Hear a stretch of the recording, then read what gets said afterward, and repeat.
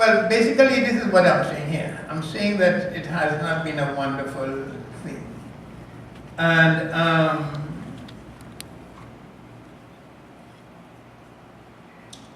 right. But remaining with what I wanted to do, and is what I want to do, and is what I have done, right? I felt that our work here was to show us to ourselves and the world. And I remember this goes quite back to my childhood. As a child, I started to read from an early age. I remember actually my first book, which is, which I doubt myself sometimes if it is really me remembering.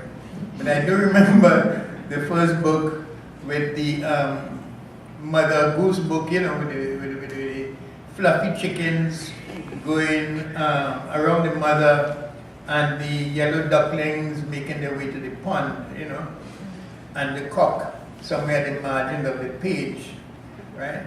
I read the Bible, Reader's Digest. I read a lot of Reader's Digest. In those times, you had, yes. I read Tarzan,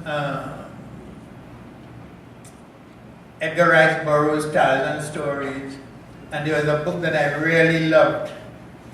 It was about pirates. I think it's long after, because at that time I didn't read, but looking for the names of authors, I just read the book. If it interested me, I read it, and then the author wasn't of any interest to me. But I read this book, which I took, was so important to me that I took it to school with me, right? And tried to interest fellows in this book. Of course, we just smiled. Right? But one of the things that this reading did was to show me the absence of black people. I mean, one of the most terrible things was in reading not to find any reflection of myself, right? And I was consoled, I suppose, by the comics, because I also read the comics dutifully. And there were two comics that involved black people. One was Mandrake the Magician, who had a sidekick, Lota. Lota was a big fella, right? He was the sidekick, and he was a prince, an African prince actually,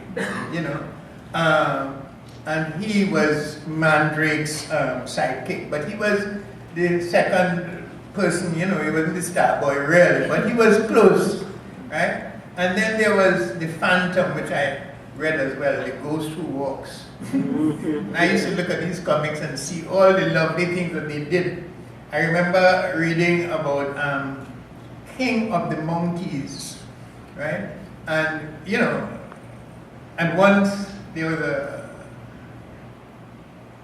an episode in which King was being almost driven over by some bandits. And they drove the car right up to him, and I said, well, now King is dead. And then King leaped onto the bonnet of the car, and that stopped it. And so I learned a lot of things, and I was waiting for the day when a car would run up to me and I would leap on the bonnet. Because I was always thinking of a way to get out of certain situations. So that was, something, right? The Phantom's friend was the Banda King of the Congo, I suppose, right? And he, of course, the Phantom, was also like Tarzan, a white man who was in charge of this place and who brought justice and peace and love, I suppose, to the place, right? And so those people too were my only consolations, Phantom and Lota. And even as I continued to read, later on as I grew older and I looked around to see what had been written, because not that I was looking for black people, but I would kind of keep an eye open. You know what I mean? Right. And I would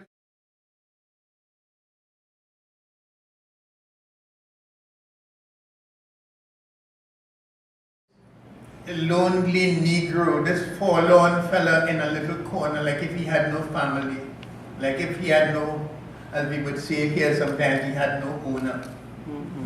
You know? And it was kind of difficult, so that I think that beginning to write for me was also trying to bring myself present in the world, to be present. To be present not as a victim, because there was a certain sense also, you know, in things that I had read as well. Even when I read, you know, the American writers at that time,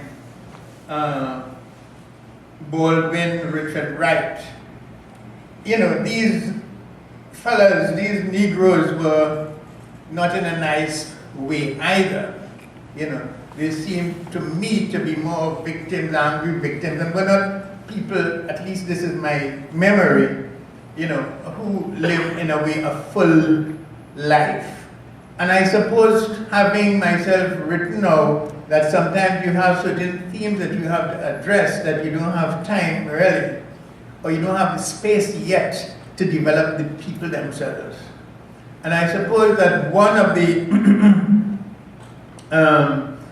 things that, oh, I should say before even that one of the